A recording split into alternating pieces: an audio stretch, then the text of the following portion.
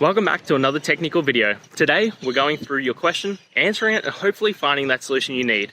Guys, remember to stay just a little bit crazy, just like me, and hopefully get to that resolution. Now, let's get on to the video.